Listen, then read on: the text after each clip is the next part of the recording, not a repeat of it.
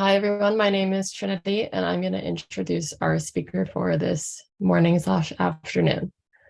So our speaker today is Dr. Aaron Palmer, is a neurosurgeon, educator, and advocate. He is currently completing a neurosurgical residency at Northwestern University in downtown Chicago.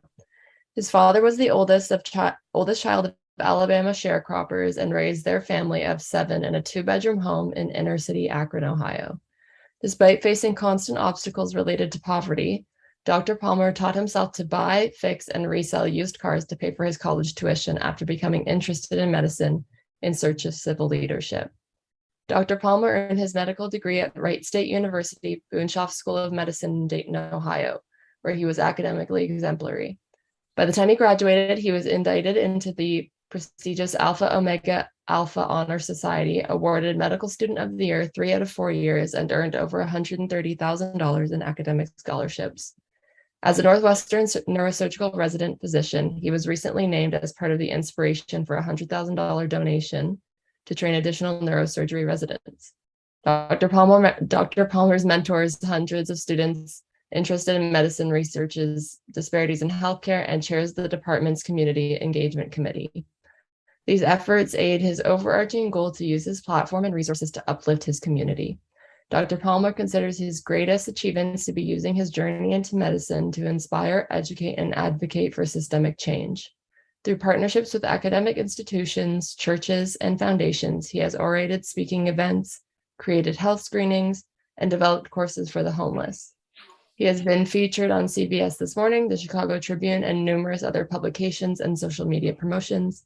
Dr. Palmer stands as a passionate, determined, and unwavering voice for the underserved and will not be stopped from continuing his father's work in his community. So thank you for joining us today. It is my pleasure. And thank you guys for having me and the invitation. And thank you for that warm welcome. I'm excited to be here. I'm excited to share my story with you guys. And so we'll start. I'll just have pictures. Like I said, please feel free to interrupt me, ask me if you need more detail. And then towards the end, I have some cool neurosurgery photos of some patients I've been lucky enough to take care of. And we'll run through those as well, because I think they're interesting. And then I guess we'll just do an open discussion at the end if you guys have any questions. So as she mentioned, I'm a neurosurgery resident. I'm here in downtown Chicago. So this is a picture of what they call the Gold Coast. The Gold Coast of downtown Chicago is just really a little more north than River North. And, that's north. At about 12 of those buildings is actually the Northwestern compound almost. And, we're surrounded by high rises, mansions, and, the Magnificent Mile is right there too. It's really a far cry from where I started, but let me see there we go. So I'm from Akron, Ohio. Most people don't know where that is. That's fine. It's just in Northeast Ohio, just south of Cleveland. Some people know it because it's a birthplace of LeBron James. This is actually a picture of LeBron James. This is the first time he ever picked up a basketball. It's actually in the I Promise school. The LeBron James Foundation built a school, and we could talk a little bit more about that later, but it's comprehensive, and it provides care for students all the way from grade school through middle school. And anyhow, this is in their library, and it's the first time I picked up a basketball. I just thought that was fascinating. And you used to, and I mean, you are quite younger than LeBron, and used to beat him in basketball, right? Yeah, of course. Yeah, and I was taller than him too. And but yeah, if you know anything about him, he grew up pretty poor, and so did I. And so this is a picture of me, and so that's me and my 2 brothers on the left. I'm there in the burgundy jacket, but we grew up in, it was like 7, 8 of us, and we grew up in a 2-bedroom home. I tell stories of some of the things that we never had a shower. We just had a tub. I never took a shower until I graduated high school. When everybody would get new clothes for the first day of school, where everybody would go out shopping. My mom, we didn't have enough money, so my mom would get stencil Nikes and spray paint little swooshes on our shirt, and everybody thought we had new clothes and stuff like that. And the thing was, though, everybody was I tell stories about even my family, my parents being homeless at times, and that seems kind of crazy, but where we grew up, the majority of people were living very, very similar. if anything, we may have been one of the better off people in the neighborhood. And so, and that's how it was. You know, there weren't a lot of fathers there. And, you know, my father was kind of a community leader, if anything. And so, you know, not only me, but a lot of people in our community looked up to my dad. And this wasn't like, he didn't have any crazy degree. He didn't even graduate high school, but he thought that, you know, we should try to make our community better. So he actually helped organize this Pee Wee football association that gave, you know, kids and starting off in elementary school some structure, some fellowship, a father figure. And even I went through the Pee Wee football association too. So that's me. I don't even know when, but I played some quarterback, and I wasn't good at it, but I played it quite frequently. So I actually got a scholarship. So that's me. Graduating from high school in 05, man, it seems like so far ago. That's me graduating high school, and I got a football scholarship to a school out in Pennsylvania. And so I got a scholarship out to Robert Morris to play football, and that was like huge, right? Because like no one, there wasn't this big push like, oh, you got to go to college and you got to try and get this degree. When I was in high school, like we really didn't have, I didn't have any goals. I didn't really know what to do. Whereas, you know, a lot of people were taking AP classes. Like a lot of my friends, they weren't in AP classes. So there wasn't no huge drive for me to study harder or try to get college credits. And even when I started high school, I didn't envision myself going to college. So why even trying to get college credits? So, but I got a football scholarship out to this college, and you'd say like, okay, well, good. Got the football scholarship. We're good here. Easy presentation. We're done.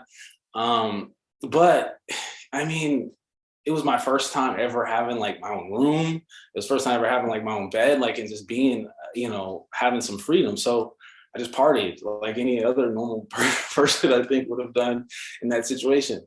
That's me in the hat in the back with my hand going like that. So this was actually a party where it was like black lights, and we gave away markers and people were drawing on the walls. But I wasted a lot of time early that first year in college, and hung out with some of not the most well-mannered people when I actually got into a fight that year, and I got kicked off the football team. So there was my football scholarship was gone. And as you can imagine, you know, me getting a football scholarship and then losing it, my dad went ballistic. And so that was kind of a big rift between me and my dad.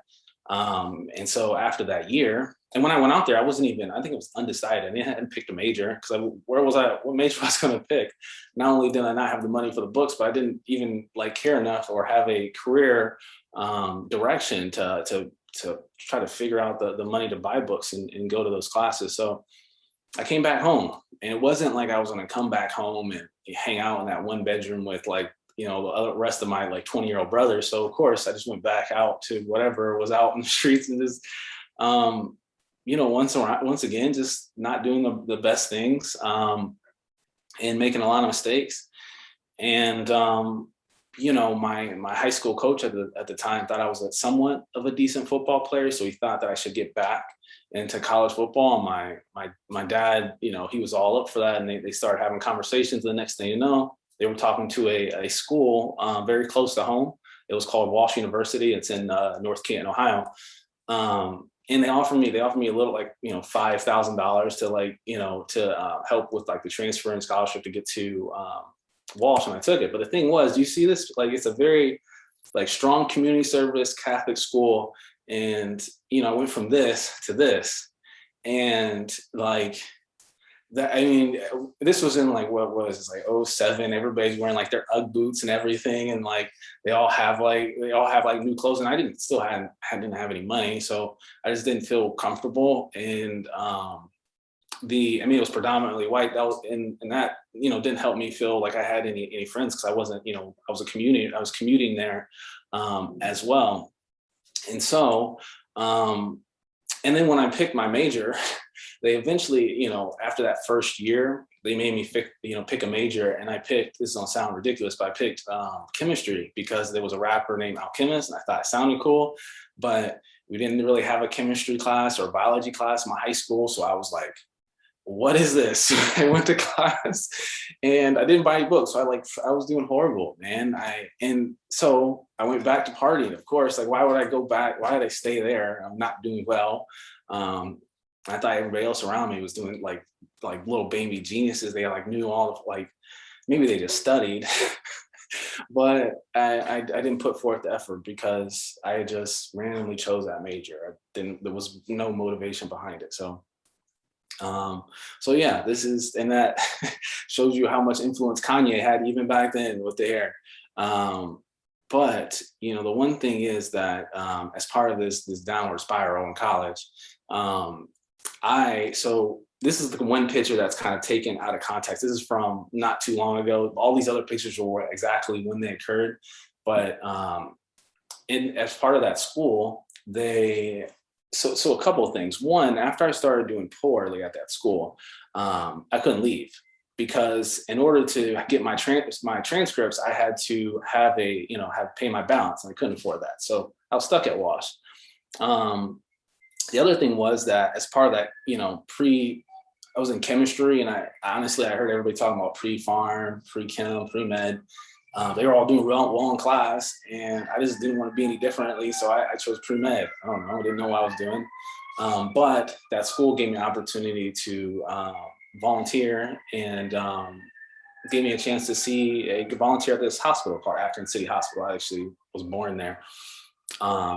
And I met a Black surgeon. He was a general surgeon. He walked around, and the way it wasn't even what he was doing in surgery. Yeah, surgery seemed cool, but it was more of like how he was walking and how people just looked at him, and how, I don't know, he reminded me a lot of my dad when he was like walking through the community. So I thought, I left there and I was like, man, that seemed pretty cool. Maybe I could do that. But I never really gone to the doctor when I was a kid because we didn't have the money. So it wasn't like I saw physicians routinely or knew how to go about becoming a doctor. But we had a pre-med advisor, and that's who that is there, I'm walking with. Her name is Dr. Kaplan. She had failed me twice. And the truth be told of this story, she actually failed me twice because she was a very, very difficult teacher. She was just very stern. There was like no sympathy. And most people, I don't know how it is now, but back then, like when the semester would open, it'd be like a rush to try to pick certain classes because everybody tried to avoid her classes.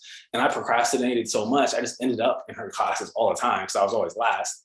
And so I'd done very poorly in her classes, but she was the pre-med advisor. So print off my transcript and take it to her. And I asked her, do you think I'd be a good doctor? And she said, absolutely, I think you would be. And I was like, man, that's crazy. She was like, I think that there are certain moments where you do well in class, but then you just like fall off the ledge. And I think if you put those little brief moments that you're doing well in class together in a line, then I think you can do really anything. You just gotta, be consistent. So, and then I was like, man, this teacher would fail me twice, thinks I can be a doctor. And then right before I walked out the room, and she was like, here, come here. And she like took books. Actually, this is a curiosity kind of, but I have a bookshelf here. I still have she gave me a bunch of books off her shelf because she didn't want me to have the excuse that I couldn't buy the books anymore. And so she met with me consistently after that, like weekly, to make sure I was doing well in class. And there was a couple of things. So the thing was that I quit playing football in order to try to raise my grades. And the issue was when I quit playing football, then the scholarship was, they took away the scholarship. And as I mentioned many times before, I didn't have the money to pay for school. So me and her devised a plan where I would go for a semester and then drop out for a semester and then go for a semester. But in order to do that, we just try to condense as many classes as we could in a semester. So this is just like one semester where I took like 23 credits. There have been many, like I would take between like 23, I think the most I took was like 27 credits. And back then, I think like 12, 13 credits was full time. So I would try to crunch all these classes together. And these aren't like easy classes, but I don't know. The first time I had like a goal. Physics, genetics, and that, gosh. I don't know. So we tell people not to do that. But the crazy thing is though, there were two things. One, I actually had for one time I had a direction of where I wanted to go in life. And the other thing was that I was paying for my own tuition. So when I started paying for my own tuition, I was like, man, these classes are very expensive. And so when you can't, And were you working or no? So a very good question. So I quit playing football, and I was like, well, everybody can like work and go to college. I started working. I worked like 3-4 jobs. I worked at Annie Ann's Pretzels, Hollister, and Mike Pruitt Honda, detailing cars. And it still wasn't enough. Like, it wasn't enough at all. So like, I even got to the point where I sold the car I was driving, and we had bought it for $300, and I sold it for $900 on Craigslist. And then I was like, wow, maybe I can like make money buying and selling cars. That's actually how I figured out, like, maybe I can like buy, sell, fix and resell cars. And so that's what I started doing in order, like, when those semesters off. And so this is literally just one Saturday. When I started trying to figure out cars, I didn't know anything about them. But we're Hondas, Toyotas, Nissans, a lot of the imports. One, the parts are really cheap.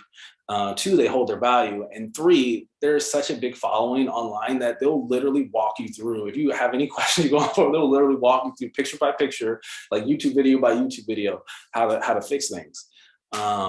And so that's what I started doing. And this was just a Honda Del Sol. I love that car. But it was just one of the cars I bought. So for a semester, I'd buy and sell maybe like 23, 25 cars. This was one Saturday where I sold 2 cars. I made like $4 or $5 grand. Like, profit, and I had never like made that much money before, ever. And at the time, like, my dad was getting more sick because when he was doing the football thing when I was a kid, he was diagnosed with cancer, esophageal cancer. And then, like I mentioned, we just didn't have a resource, so we just stopped going. And so when I was in college, things kind of came full circle, and he started losing weight. We eventually found out he had metastatic cancer. And so, there was a lot of stress on the family. So with me, like, I was able to help my mom out and stuff. It was huge. And so I started thinking, like, why do I go back to school? Why, like, if I'm making this much money in, semester off, why would I ever go back to school? Like, and that was the most, I would go out, have like $5,000-6,000 in my pocket. Like, I'd never grown up with that much money. So it was and so the thing that pushed my hand when I was making those decisions, one, I was paying for my education, and I really thought that I was getting somewhere. I thought that I was actually seeing progress in class. And the other thing was that my dad actually passed before I graduated from college. He passed when I was going from a junior to a senior. And we would go to these appointments. He'd tell people that, my son's going to be this great doctor. And so right before I started my senior year, I was actually thinking, like, man, I'm like, I don't need to go back to school. I got this money. But I remember telling my dad I was going to be this great doctor. So that really weighed heavily on me. And I took all the money I had in my account and I paid my balance at Walsh. And I finished that final year at Walsh. So I graduated in 2011 from Walsh University. That's actually my mom there. As I mentioned, like, my dad wasn't able to see it, but man, that was huge for me. And it was kind of bittersweet because if you guys know very well, the next thing after college, what you're hoping to do is go to medical school. And so I was hoping to go to medical school. I graduated, and I thought that was the next step. The issue was when I applied to medical school, they included all those grades that I had failed, that withdrawal, pass, or like withdrawal, failing, all of those incomplete courses they included in my transcript. And so when I graduated from Walsh, I had like a 3.1 something, 1.09. But when I applied to the AMCAS, I think it was. There's so many different letters for all these different things you apply to. You'll roll your eyes like I do. But I think AMCAS is the first one you applied to for medical school. And so when I applied through that, my GPA was a 2.8. And so I was applying to medical school with a 2.8. And at that point, I was just like fielding rejection letters, right? Because I sent them off, and I'm like, well, at least somebody see the struggle, somebody see, you know, me trying to do all this and help my family out. And no, not at all. So yeah, I got rejection letter after rejection letter. You know, they would all literally, they would all say the same thing. The first sentence, like, oh, you know, things are competitive this year and we loved your application, but due to the competitive nature, and like, I would just print all those off. Like, I'd print them all and put them on my wall. Man, it seems kind of depressing, but it would just be something I saw when I woke up, and it'd be something I saw when I went to sleep, and it just kept on reminding me, like, okay, we can still do this, we can still do this. And I would meet with Dr. Caplia, the one who helped me, my advisor who helped me through school. And she would just be very encouraging. She would say, you know, I think you worked hard for this. Somebody's going to see it, you know. And eventually I got an interview at Wright State down in Dayton, Ohio. I thought it was a mistake. I didn't even know I had to wear a suit for my medical school interview. And then my family pulled their money together and got me a suit. And so, you know, I went down there and thought I bombed the interview, honestly, but they called me and gave me a spot at Wright State University. So this was my my white coat ceremony, and I got rejected from 99% of the school. Like, I applied to almost every school that I could, but it costs money. Things cost money, and so I was always, this entire process, I was trying to, like, you know, try to figure out, you know, try to cut corners and try to make things as cheap as possible, but sometimes in the pursuit of medicine, it does get expensive. So this is me, white coat ceremony. Man, I look so young there. But anyway, so that's me getting a white coat. And when I went through medical school, I was a few things. One, I had taken so many classes together in such a condensed time frame that I was so used to just like studying all day, all night, studying, like this grinding through books. And so I was, you know, well versed and prepared for medical school. The other thing was that I was really hurt by all that entire, like, yes, that was very motivating, getting those rejection letters, but yes, that crushed me every single time. And I got like hundreds of them, man. And so that was like, well, maybe if you just studied from day one, you won't have all these issues with like your academics. So when I got to medical school, I was like, okay, clean slate. I'm going to grind through all this and try to do the best I can. And so I did all this, you know, AOA, student of the year, all these things. And then when I went to match, and you guys may not be familiar with the match, but when you go through medical school, at the very end of it, there's this process of applying to residency, the hospitals you want to work at. You pick a specialty and then you go on interviews. And then the hospital, they interview a bunch of applicants. And at the end of that process, they rank each other. And so when you're graduating as a medical student, the fourth year, there's this match day, which, you know, this computer algorithm picks the best match, and, you know, 99.9999% of the students do match. But for me, I got this email, and I had done so well. Like, I had got straight A's through medical school. I never got a B. I like got all these scholarships, like 100,000 scholarships. And when I applied, I didn't get a match. So I went through that entire process. I couldn't find a job. Man, and then I was like, man, I'm really a failure.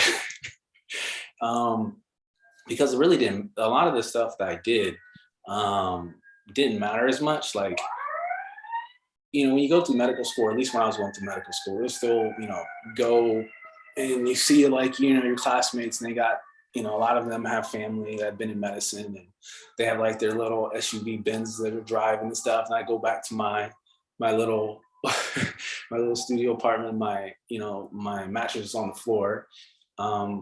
Stuff like that didn't really bother me. The one thing that really crushed me with this was throughout the entire process, I told my dad I was gonna be a great doctor, and then I couldn't even find a job. And so, man, I was like, that crushed me. And so when I graduated, see, this is me graduating. Everybody, like, this picture has been on like CBS, and Chicago Tribune. Anybody who really knows me, this picture knows that I'm not happy. I'm there signing my name with an MD for the first time. And I was like, I don't know, it sucked. And I went through that entire process and worked as hard as I possibly could. And yet you start paying your medical school loan too. Yeah, exactly. That's like insult to injury. Right. And so, you know, I took a job. This is me. So that was my first job as an intern. I took a job in general surgery. And even though the first surgeon I ever saw was in general surgery, I did not want to be a general surgeon. I want to be a neurosurgeon. And I don't know, I felt like I worked so many years and it's up not being able to do that. So that first year, when you take no one's going to tell you this, but when you take a lot of these prelim positions, when you don't match, they're looking for one body. So I did so much call that first year, like 6 months of trauma, and the other ones were on crazy surgery services. And man, I was working like 80, 90 hours a week, 100 hours a week, and then I wasn't happy. So this is me. I would just go to the OR, even though we were working those hours. I'd go there because it was just quiet and just take random pictures because I'd just be sad. And so I decided that maybe I should reapply again. Like if I'm not gonna be happy doing this, then maybe I should be happy doing something else. So when I decided to reapply again, but the one thing was, I was like, at least I gotta try neurosurgery again. I can't look at myself again and not apply to neurosurgery twice. Can't tell people to not give up and then me just like, okay, well, I'm not doing this. And so I reached out to all the people I interviewed at that didn't give me a spot and try to figure out what went wrong. What didn't they like about my application? How can I make that better? The one thing that really helped me significantly was that I reached out and actually found mentors in the field who actually could speak up for me or write a letter of recommendation when I didn't have any of that before. And so when I reapplied, this is me. On the right side is actually the following match day. I went to Upper Michigan just because I just wanted to get away from everybody. And that's when I found out. I know it looks like I don't know how many beers and how many shots I am deep in that picture, but that's when I found out that I had matched at Northwestern. I don't know. I just wanted to pick something up. Felt like I won. Picked a piece of ice up there. And so since being at Northwestern, man, I you kind of start grinding all the way from the ground up again. So this is me. We have a skull-based lab there. We do dissections a lot. So this is that's actually a cadaveric or a donated cerebellum. We're doing cuts through brains to try to learn the anatomy a little better. That's just after a long day of call. Something the nurses actually put that up there. And I've been blessed to have, been on all these wonderful publications and things. But I think the most important thing that I do is not even surgery. Honestly, it's things like this. It's things like getting the next generation to be interested in medicine, and getting people who think that they can't do medicine, they can't pursue medicine, or they're not academically gifted as much as somebody else, that maybe they can do it if they just try a little bit harder. And go that extra step, even though it may not seem logical or reasonable, or may not just be as easy as somebody else. And so these are some extra pictures. I'll include these pictures and we'll talk about them just because I think they're cool neurosurgery pictures, and then we can talk a little bit more. But this is me. So I'll try to walk you guys around this picture just because people are like, what do you do at work? And sometimes it's just hard to put that all, but I'll try to walk. This is one picture, and I think there's so much stuff happening, but we'll start at the bottom and then we'll kind of go counterclockwise. So at the bottom, those are just the tools and instruments that we use for the OR. There's rongeurs, they're like curettes, like they're that black swirly thing there. That's actually the drill we use to drill holes in the skull. Going up to about 4 o'clock, that's me standing there because we're actually this is a moment that we're taking a break in surgery. We're actually doing an experiment. We'll get back to that in 1 second. So that as you keep on going around the, what looks like a little robot with 2 little eyeballs up there at 2 o'clock is actually that is Brain Lab. It's a company or a way that we use the imaging. We register it on the patient. And then we have these little stylets that we hold in surgery. And these 2 little eyes recognize the stylet we're using. And we can use that stylet and tell exactly where we are on somebody's brain with reference to the imaging. So literally we have like a little pin that we're running around people's scalp. And then we see exactly where the tumor is on this image. That image is right to my right, where we can use the pin and see where we are exactly in relation to the brain tumor. Now, if you actually go to the actual surgeon in the surgery, you see there are 2 people standing actually next to the head of the patient. And so the first person is the other surgeon. That's Dr. Tate in the middle. He has like little glasses on. Those are loupes. They just help to magnify things we're looking at in surgery. I have them on too, but you can't really tell just because I'm standing next to a black screen behind it. The gentleman to his left is a researcher. So I'm gonna try and walk you through this. The little red, bloody little, hole you see there, that's actually the patient's brain. This patient's actually awake.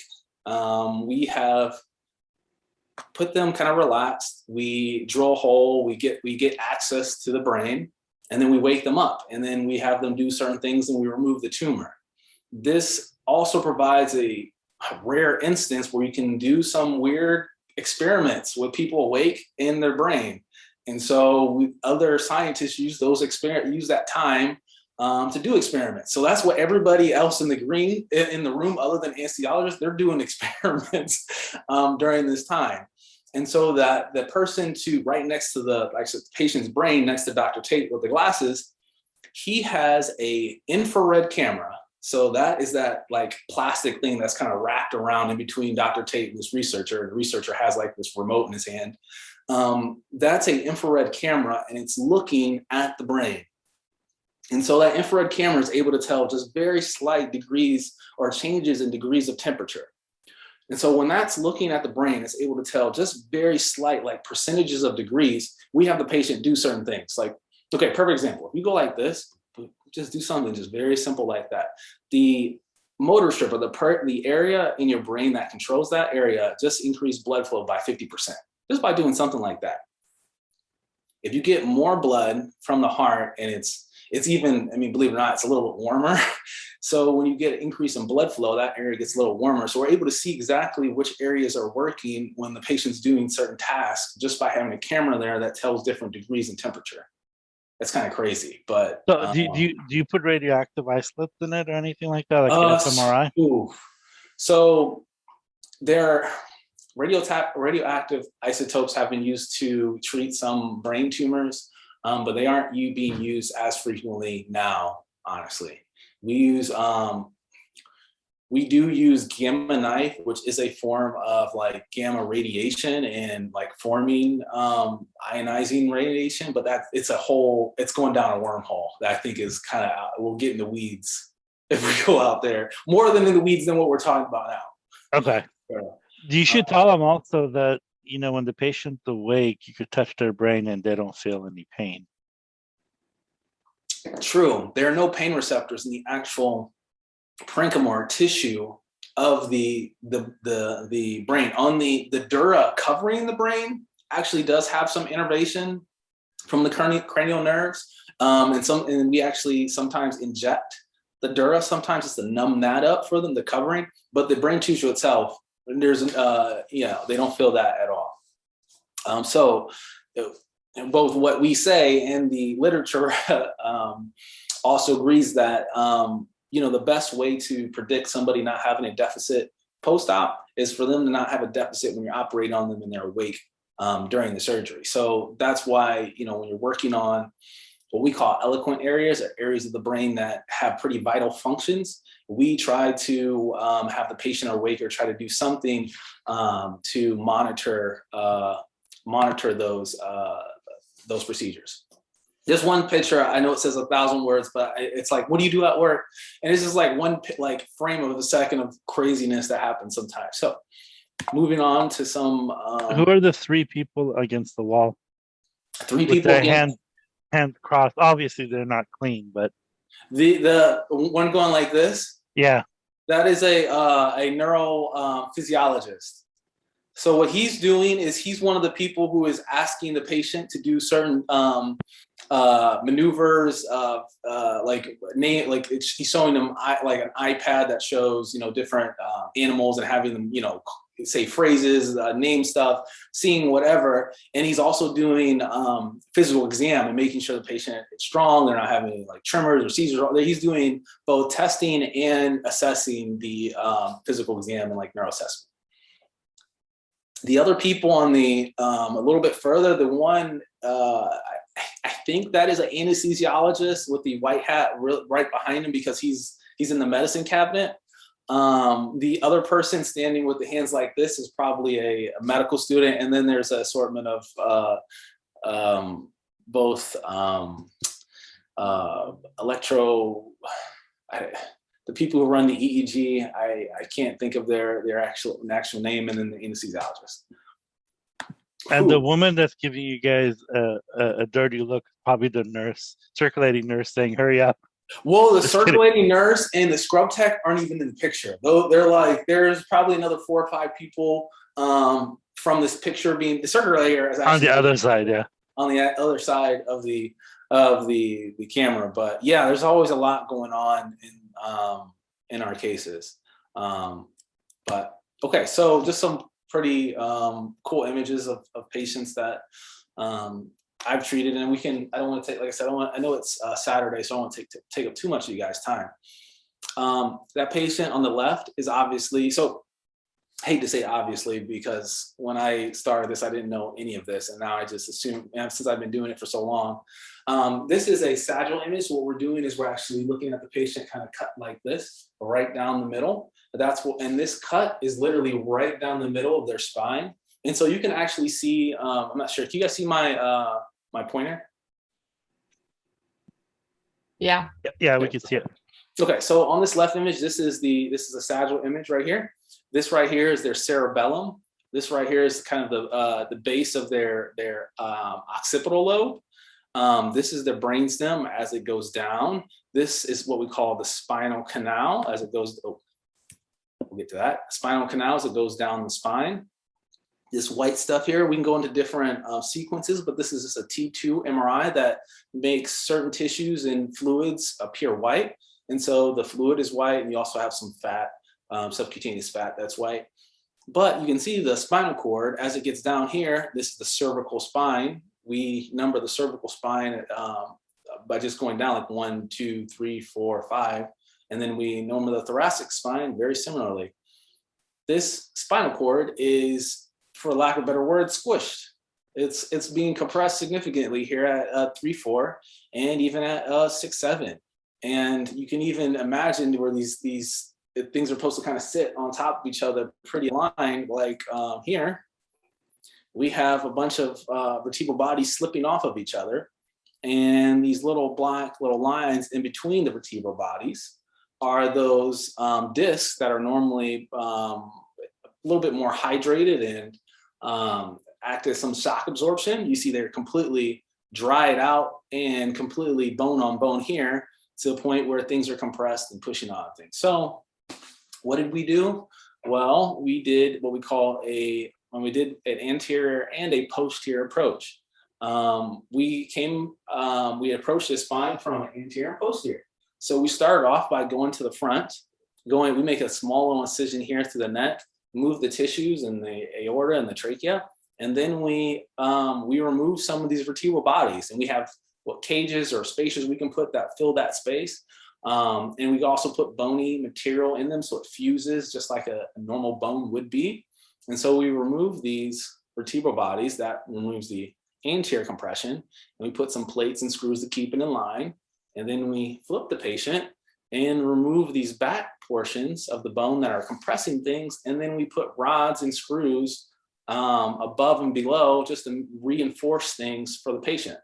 Now, what this does is it provides stability. It provides decompression of the spinal cord, but it does not improve mobility. So when we put rods and screws and infuse things, patients you can turn your head like this just because a lot of that movement's at the 1, 2 level. But when we put rods and screws in patients' neck, the flexion and extension is much more difficult. And so another patient here that we treated, this is another very similar, like I said, a cervical MRI. So we're looking at the neck here again. We're able to see this, the back portion of the cerebellum here. This is actually your tongue. People don't realize your tongue is a huge muscle, but this is the back portion of your tongue. And this is your trachea going down here. And obviously, again, this is your spinal cord. You see that this white fluid that we normally had, filling up on the outside, is pretty thin there. If anything, that cord seems to be a lot bigger than this one. And it is, it's much bigger than it is than it's supposed to be.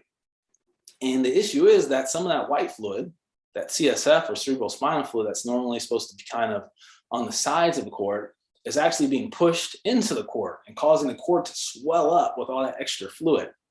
And the reason that is because normally we have this nice space here. We have a hole in the bottom. I normally have like a bunch of skulls, like everybody can show you, but you have this hole in the bottom of your skull called the foramen magnum. It allows your spinal cord to exit out to your brain and go through there.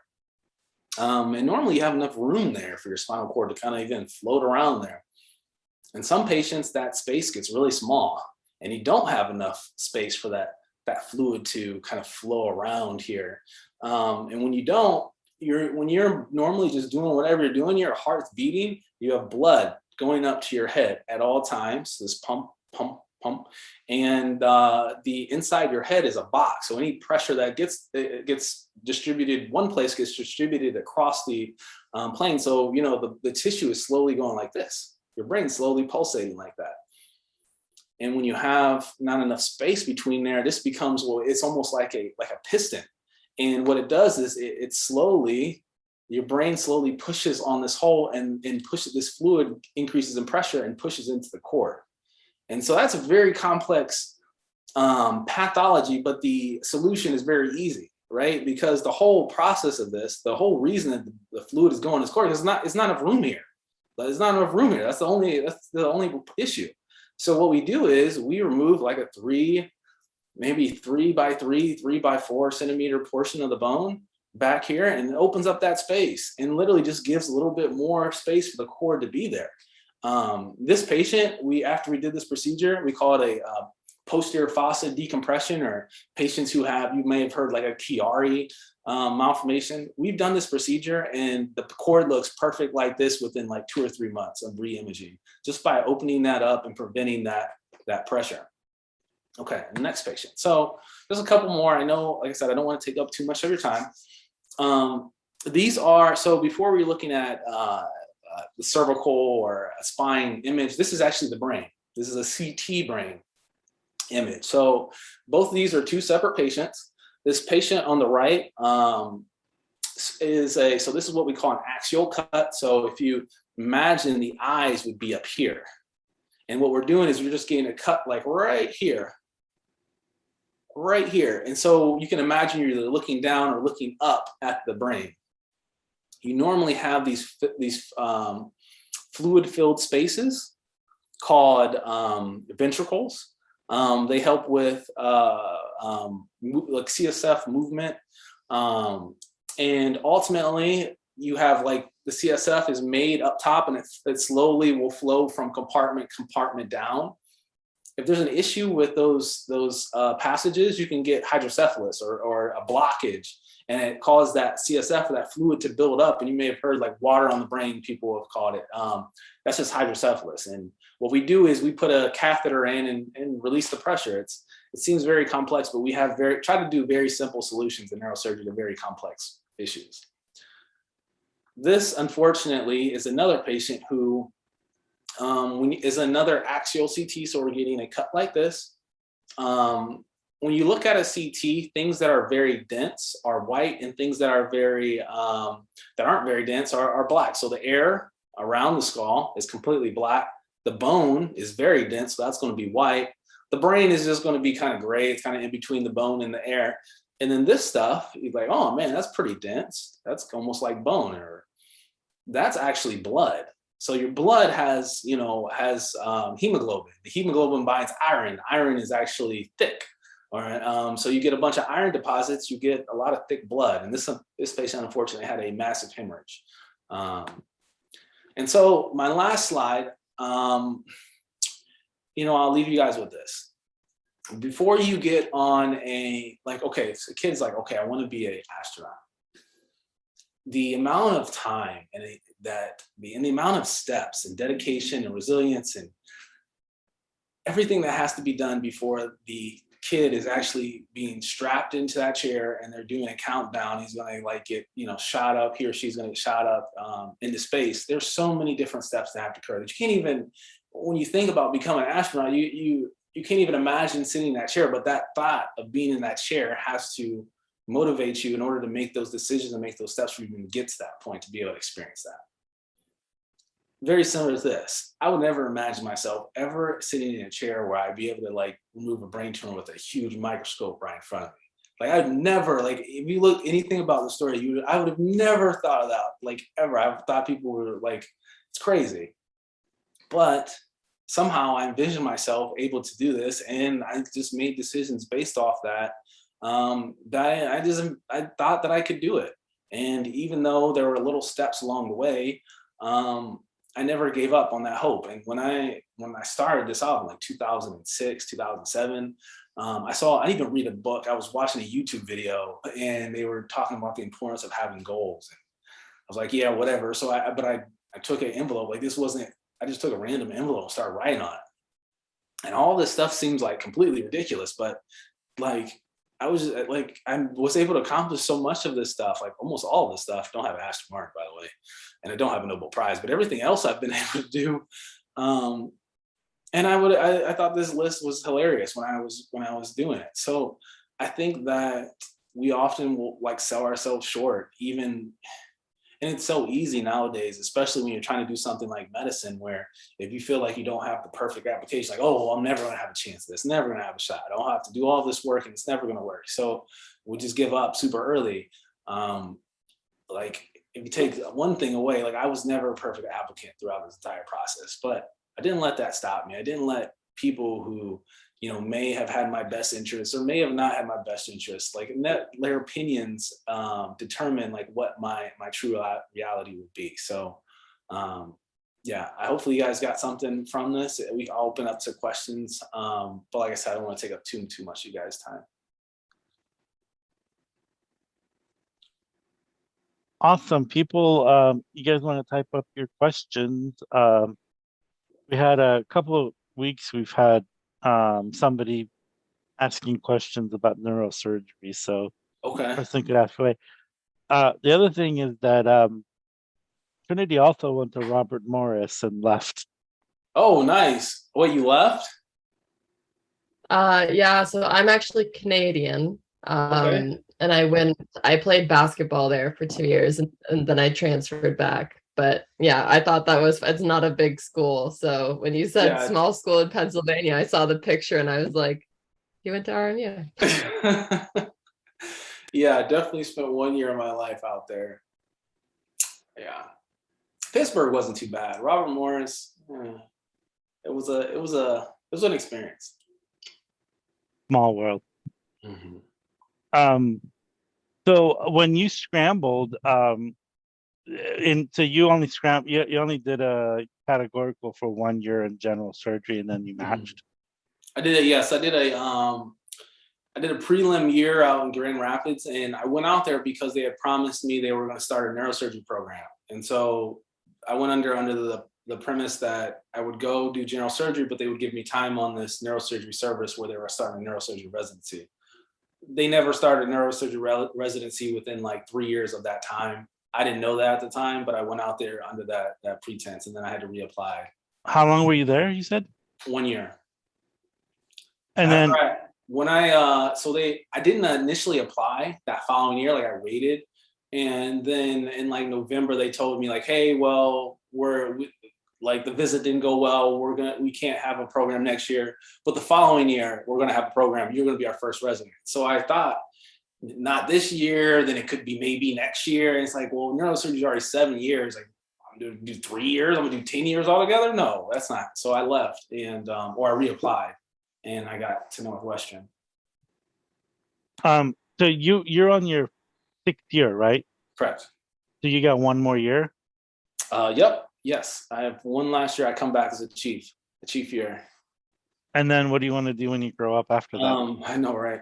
I'm looking at jobs now, actually. I'm kind of hashing out a contract, hopefully, to go back in Northeast Ohio, maybe as a Cleveland clinic. Nice. So you don't have to do a fellowship then? So there are obviously fellowships. It depends what you want to do. The majority, to be honest with you, a lot of people do, a lot of research, maybe MBAs during this time. I always thought that I wouldn't do a fellowship. So during my research time, I've actually just been operating. So I probably have a little bit more operative experience than some of the graduates at Northwestern. Awesome. Do you want to ask the questions, Trinity? Yeah, I just saw those two come through. Someone asked, what is the relationship between the attending surgeon and the residents like? It depends. That's, for the most part, it's awesome. Because it's like an apprentice, right? A lot of things we do in surgery are very hands-on. You don't learn how to do surgery in medical school. You learn medicine and how to treat patients, but you don't learn how to do the surgeries. And so that is best learned under somebody who's experienced and can walk you through the different pitfalls and say, oh, I made this mistake here, don't do this, or this makes it look a little better. And that, that's tremendously helpful. And so, and you're also learning on their patients. That's another thing to understand. That's their license. You have a temporary license, but you're learning under their license, under their patients.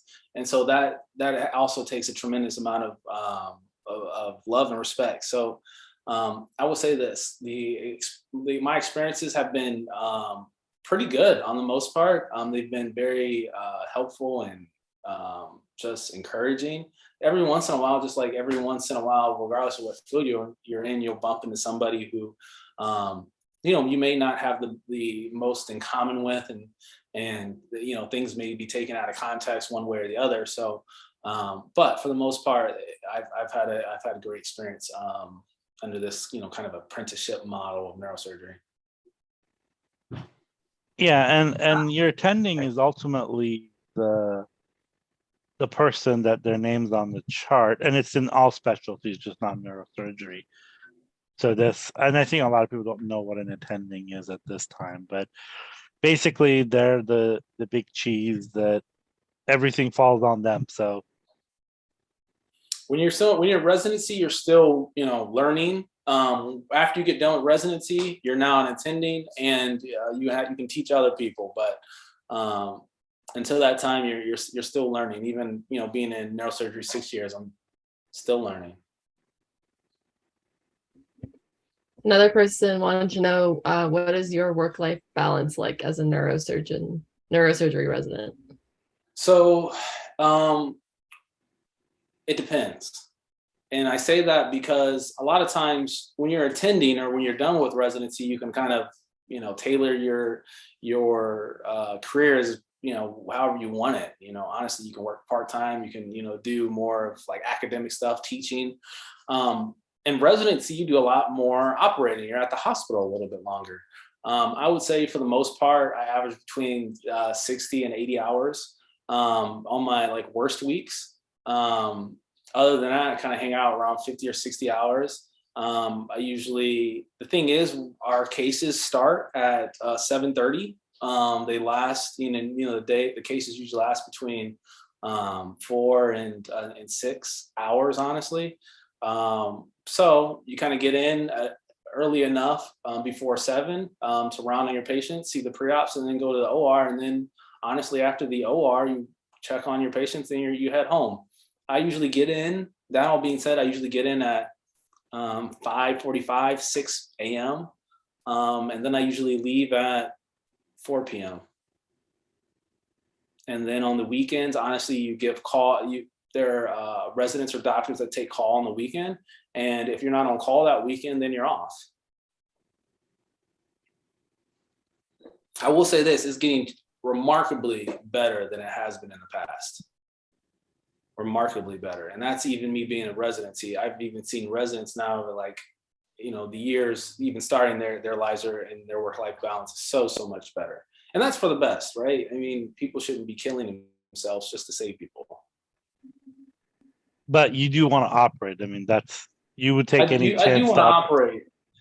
I do, but that's a fine line between, yes, being there, but also, and it's like get into the salaries and pay, and it's a whole different conversation. Underpaid and overworked. I'm never saying anything on the record. Another question was, how did you choose which specialty you wanted to go into? I initially thought that I was going to do surgery. And so I went into medical school thinking I was going to be a surgeon just because I saw that surgeon before I went to medical school. I started off on surgery as a third year and I hated it. I started off on general surgery and I was like, I can't do this. I don't want to do it. At that time, I didn't have the most, I don't know. I don't know. Sometimes I rub people the wrong way. And I had a bad relationship with the attending or the big cheese that I was working with. And he didn't treat me the greatest. So I wasn't having fun at all. And I was working long hours. But there was a neurosurgeon who came in, and the patient who I was on trauma, and a patient who had come in from a car accident, they weren't able to move one side of their body or really speak. And a neurosurgeon came in, and they're like, we're taking him to the OR. And I was just kind of standing there all timid. And he looks at me, he's like, do you want to, are you a medical student? I'm like, yeah. And he's like, you want to scrub in? I'm like, yes. And I would just start off, like, that was my first rotation. Most of the attendings or the people or the surgeons I work with didn't give me the time of day, didn't let me do anything, didn't let me touch the patient, barely let me even like put on the gown to go to the OR. And this surgeon just let me walk into his OR. And he even let me, like, the first time I ever saw the brain, he let me cut the covering. I never had a scalpel in my hand ever before, ever, like not even as a medical, like whatever. And he let me cut the covering brain. I was blown away. And, I went home and I was like, man, that was really cool. Next day I expected to go, I was like, let me just peek in the room. They're obviously going to be like comatose. I just like glance and then, get back to work. And especially after seeing their brain. And then I went there to round the next morning. I saw them and they were like sitting there literally drinking coffee, just like flipping through the channel, trying to find the news. And I was like, holy crap, that's crazy. And so that's what experiences like that really got me to think about neurosurgery and really got me to pursue it. The next question was, were you able to work while you were in medical school, or would that be too much? Different people do different things. I think that if you can juggle it, you can juggle it. I personally, and it all comes down to personal things. Like when I got to medical school, my family thought I was a doctor. They thought I was rich. And I was like, I'm still trying, I don't have any money, but somehow they still thought I was rich. How many people called you for medical advice when you were in? So many. They called me for medical advice and money. Two things I didn't have. So ridiculous. Wait, well, I'm sorry. What was the question again? That just got me off on a tangent. Working. Oh, working. So the issue was that I was sending my mom money, my brother money. So I had to work. When I got to when I first got to medical school, I was like, man, this is easy. I don't got to work. I was working 2 jobs before. Now all I got to do is study, and everything works out fine. But yeah, after a while, yeah, my people would hit me up. So I started. I mean, one thing is the easiest thing for medical students to like get a job is just teaching MCAT classes, right? You're already doing it like, every single day of every single minute. Why can't you just get paid for teaching other people it? So that's what I did. I taught a lot of exam crackers and Kaplan courses, and did some private tutoring and stuff like that for undergrads. And that's how I beer money, book money, beer money. Beer money.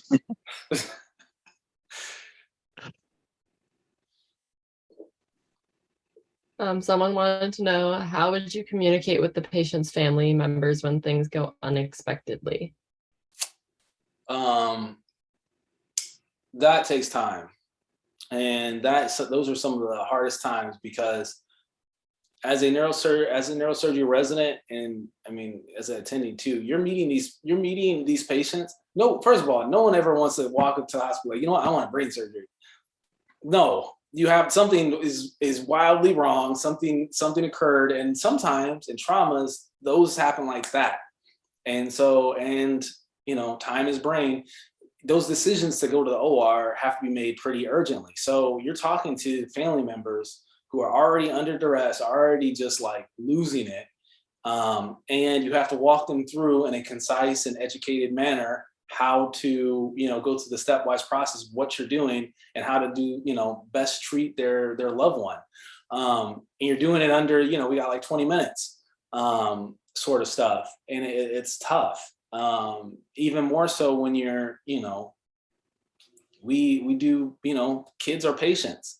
And so there have been numerous times that I've been in the ER, at Lori Children's at 2 a.m. and I'm breaking news to a family who their loved one, their child has been vomiting for a week, and I'm telling them they have a brain tumor and we got to take it out tomorrow morning or they're not going to do too hot. And so those conversations, that just takes, it's really tough. It takes a toll on you, but at the end of the day, I say this about neurosurgery. It's the peaks are like through the roof. The valleys are like, are through the floor. And so over time you get better at dealing with that. But I don't want to get to the point where I'm so depersonalized that it doesn't affect me at all. And so you slowly get better at just because you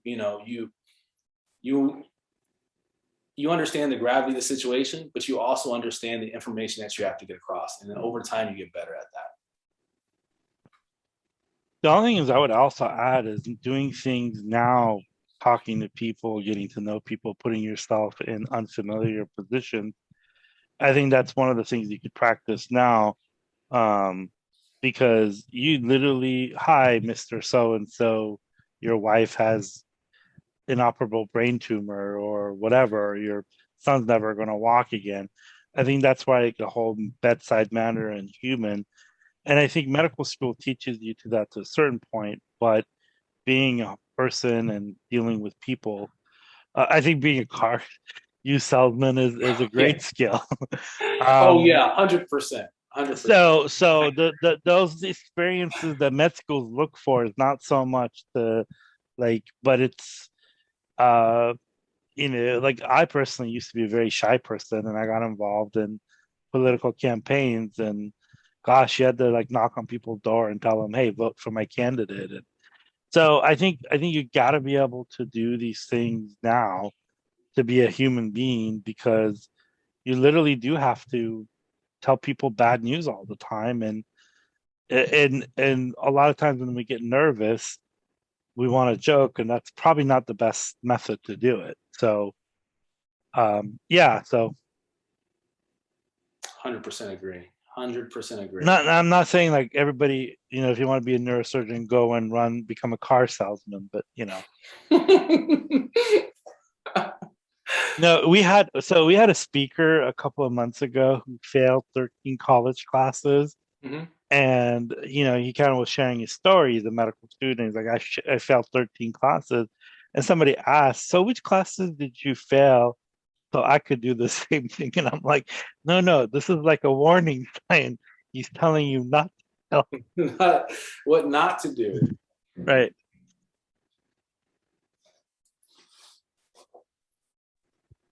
Another person wants to know what the biggest academic challenge you had during your studies in medical school? This is gonna answer a question, but not really. Medical school wasn't terribly difficult for me. Like I got straight A's through medical school, and it was because I had worked so hard in undergrad by taking that many credits in a semester. Like getting from not being able to pass a class to slowly thinking that I can get a C, or maybe thinking I can get a B, or working hard to get an A. That was the hardest part, like trying to get the ball rolling in undergrad, to where I tried to figure out like what works. I never studied before in high school. Like, how do I know what works best for me now? I didn't. I had to figure it out. I had to figure out what the best way to memorize things. Like, am I like kinetic learner? Do I have to write things down? Am I watching videos over? And like, how do I learn best? And I, worked that out over 2 years of slowly trying to read, like, okay, that was okay, but I didn't do well on that test. How can I do better? Okay, how can I pick up this material a little bit faster? That was the hardest part for me, getting the ball rolling and learning what best worked for me. When I got to medical school, I was like, okay, I know what works best for me. I don't want to make the same mistakes as in like goofing off and partying when I got to medical school. But the hardest part was in undergrad, getting the academic ball rolling. The only thing that I would add is Malcolm Gladwell has a book. I forgot the name of it, but it says like for you to be great at anything requires 10,000 hours, and that's the whole point of college. You learn how to study, discipline, study skills. Most people have them in high school, but unfortunately, most of us don't have that luxury. And so, and then medical school, as long as you know how to learn, I mean, it's a lot of material, but it is a lot of material. Learn what kind of learner you are, because that's a huge. That for me was the hardest thing in starting when I started college was, and then I found out I was dyslexic. That's a whole different thing, but just knowing how you learn, like if you are an auditory learner, you know, but also like medical school is, you know, it's the nice thing is from a lot of people that I hear is that you don't get graded, so it's pass fail. Depends. The first 2 years, yeah. Some, I mean, I don't know if all schools are going that direction, but when I was in medical school, yeah, no, it was they still ranked us. And that, you know, for the most part, people, you know, I'm not going to say didn't care, but they were very supportive and collaborative. But yeah, at the same time, even though I was doing well in medical school, I still asked for help. I still had a tutor. He was like, "Oh wow, you're doing well." I had a tutor. Yeah, excited. I tried to figure out how to best to do better in class. I was just, I wanted to do better. And so yes, if a tutor say, "Oh well, you're, you know, doing this, you can make this a little quicker." And so I was taking help from anybody. It didn't matter how well I was doing in class. If I thought they could help me, I could be better. And that's what I was going to do.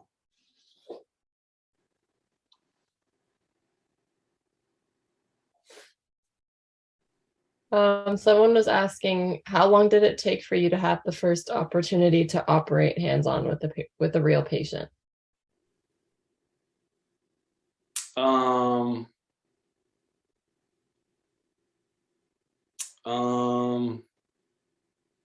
As a third-year medical student, I did an amputation almost completely by myself.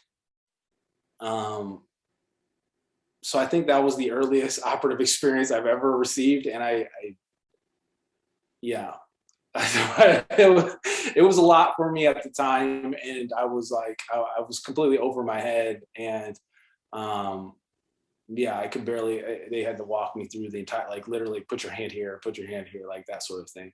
But yeah, it's a graduated autonomy to the point where when you first start, yeah, you're not going to be doing surgery. And that was a little over my head. You slowly have, you know, first learn how to tie knots, learn how to suture, learn how to do all the basic things, learn the anatomy, learn the steps. And then over time, we start working with, you know, somebody you do the surgery with, one of these neurosurgeons do the surgery with them a few times, then, you know, they've done the procedure 1,000 times. They could do the procedure with their eyes closed.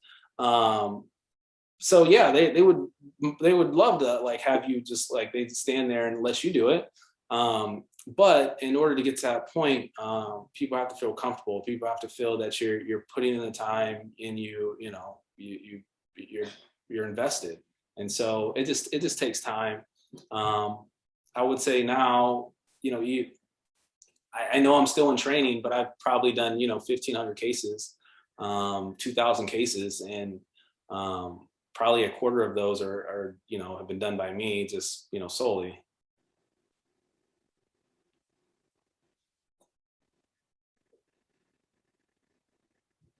Someone was asking, when you apply for medical school, does your major during undergrad matter? For example, do I have a better chance for me to get into medical school if I majored in environmental science instead of bio or a chem-related major?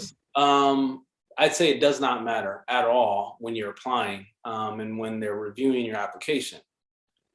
Some students find it's a little bit easier to do better on some of the like MCAT when you're taking or you have a stronger science background. It's not absolutely necessary, and it's not 100% correlation with regards to test scores, but you can do whatever you're interested in. you can get a degree in anything as long as you take the prerequisites for that medical school when you apply. If anything, you're like a breath of fresh air that somebody who's not a bio or chem major applying to medical school, and you're considered somewhat of a non-traditional student. And that since you actually have some things to talk about outside of the medical and science background. But yes, you can take whatever courses you are path you want in undergrad, but as long as you get the prerequisites to apply for that medical school, which often include a couple years of biology, chemistry, organic chemistry, and I don't remember the exact like math requisites anymore.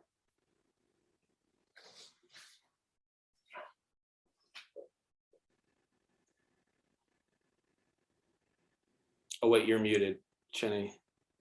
Sorry, someone was asking, are there any tips for being successful in medical school, like academically and non-academically? Few things. One, follow the passion that you have. You may not know what you're interested in, but just be open. Medical school is 4 years, but it goes by really quick. Be open to really any new experience. I would say that ask for help if you're not doing well. A lot of times people, will get into medical school. They're like, oh, wow, I got, A's and B's in college and then get C's and D's in medical school. And it's just because they didn't ask for help. You can get a tutor, but you can't get a tutor, a week before the test and before the end of the semester is over. Like that, you already know you're going to fail. Like you at some point in time, I always say load the boat if you're having any difficulty. And then the other thing is when you do find, something you're interested in or, a field that you may be interested in, go and seek out opportunities to experience that you may be interested in. I thought I was going to do general surgery. I was like, oh, general surgery. Said it all through my medical school interview. But when I got to general surgery, I just didn't like it. And that's okay. You just have to find other experiences and, figure out what you're interested in.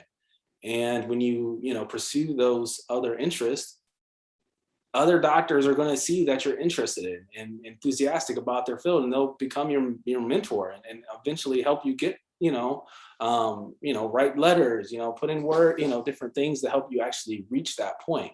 But you're going to have to be invested in what they're doing in order for them to be invested in helping you to succeed.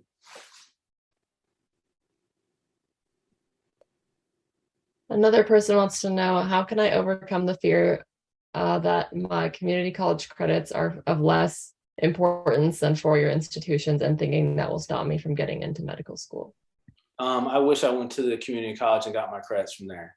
Use that because you are much smarter than the ones at the institution who are paying like 3 times that amount to get the same credit. Yes, there is like a like people say, oh, like a large institution, community college. I totally get it. Yes, I can see why some people feel that type of way, but no, I would say that some of the smartest people I've met in medicine went to community college. So don't let that, stop you. You're all going to be taking the same test eventually. So if anything, I wish I would have went that route, honestly. So I would say we had almost 20 deans of admission that basically said the same thing as you did. So I don't know if it means that as a neurosurgeon, you're smarter than all these things, but we've had community college students that have gone to the University of Chicago, but don't take our word for it. We have a dean of admission from UCI next week, same time, same place. Come and ask him that question. But we have videos of him also posted on our YouTube page that basically said the same thing. But see, as a neurosurgeon, you're smart to know these things. I wish I would have went to community college. Absolutely. Like I said, I would have shaved off probably $40,000, money I didn't have.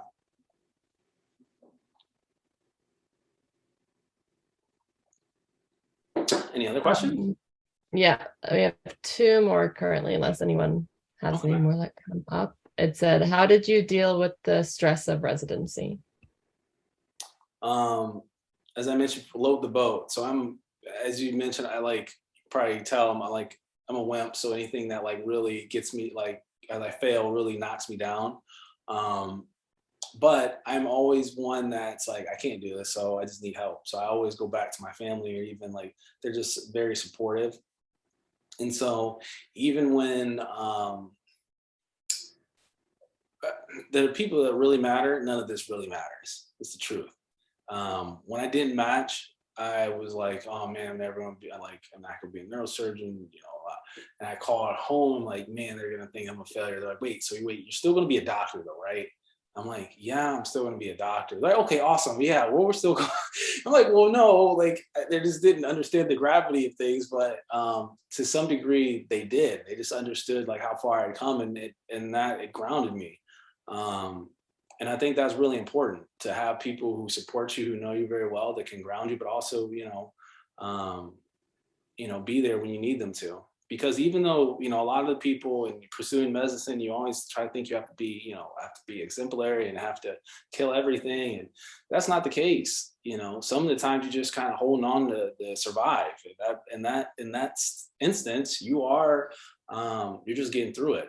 And so in those times is when you really need to, make sure you have support that you need.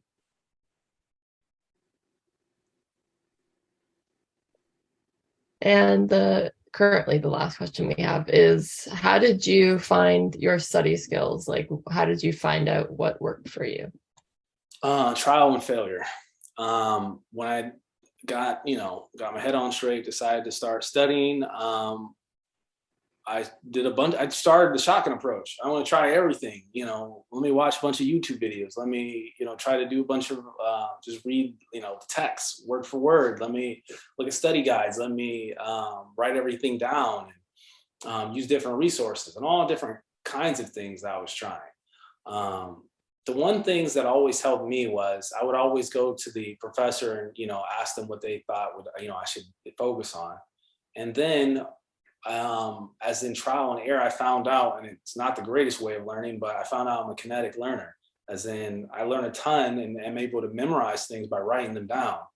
And so I did I have so many things that I like, pages and pages and pages of just like medical information I just wrote down, just because when I write it down that I could see it in my head.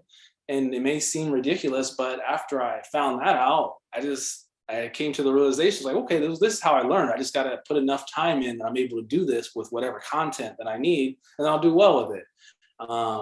And so that's what I did. But it definitely took me like trial and error and not doing well on tests. Like, and it slowly would get better and better. Like I went from like D's and F's, and I get a bunch of C's, maybe a B, maybe a C. And I was like, okay, well, maybe this writing thing works. And I'm like, A, I'm like, B, A, that works, A. And then just refining it as I went along.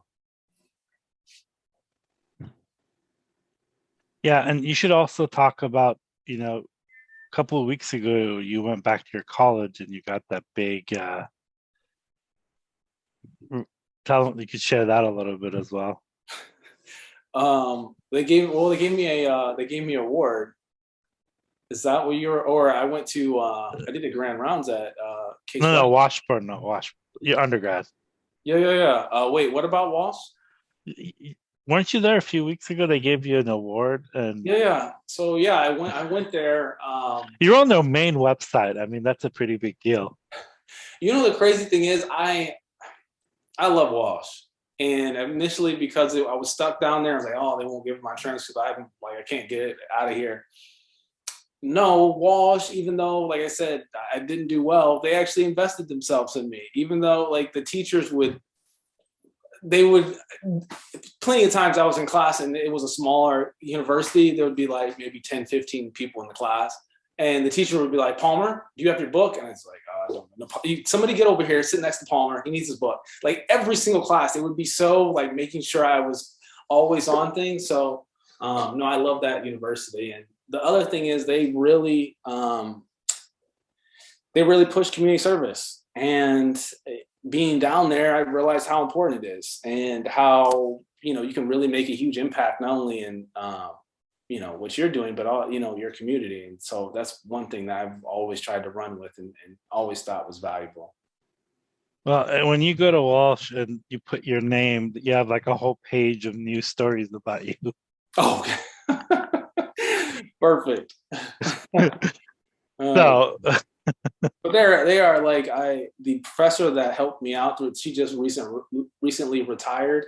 But yeah, people are easy to say, oh, I have this mentor here. Oh, I have this mentor here. But very few times you'll run into somebody who will be so invested that they are 100% down on your success. They are thinking about different ways how you can overcome things even when you aren't. And their door is always open. And so I was lucky enough to find somebody like that at Walsh. And yeah, even when things weren't going well, I was like, I don't even have anything to talk about. I just need to like sit down and just sit down. And so she was tremendously helpful. She recently retired, but I wouldn't be able to make it here without mentors like her. standing on shoulders of others. You were the Young Alumni Leadership Award. Young Alumni Leadership Award. That's what it was. Yeah, they were awesome. The best part about that was I got to go on the football field during the coin flip for our first homecoming. That's really the cream on the top. That's really why I did it. You quit the football team when became a neurosurgeon and was captain. Just to come back and be the captain. See, that's what happened. You know, you went back as a true. As a captain. You know, you just had to become a neurosurgeon to be a captain of the football team. Yeah, I know, right? Still paying them back though is the thing. Yeah. We still win. But right, it's a pleasure. Like, this has been awesome. I hope you guys, got something out of it. I think we have 2 more questions. Oh, okay. Yeah, they were based on your experience. What are some of the virtues or qualities that a doctor should have?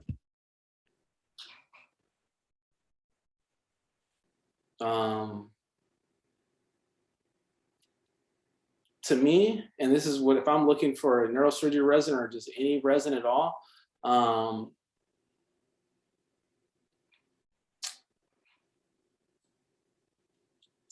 one is resiliency.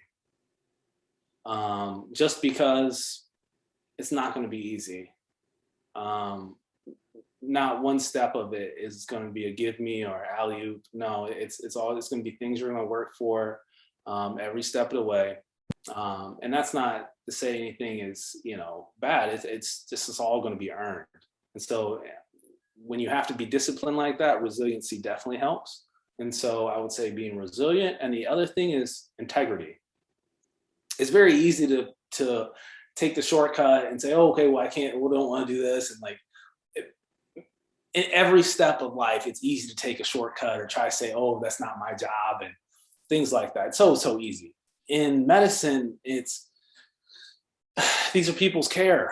And so if you're not treating people as if you would treat your own family, then you're shortchanging them. And so to some degree, I think that having some integrity, making the right decisions, taking the extra time, and doing right by your patients, even though it may be an inconvenience for not only you and other people when you have to advocate for them. You may be the only one speaking up in the room, but I think it's very important to have integrity when it comes to your patients and becoming a physician. And do you have any coworkers that completed a post-bac? I do not have any coworkers that completed a post-bac that I'm aware of. I would have gone that route though. I would have gone that route if I hadn't gone into medical school when I applied. I would have definitely gone that route.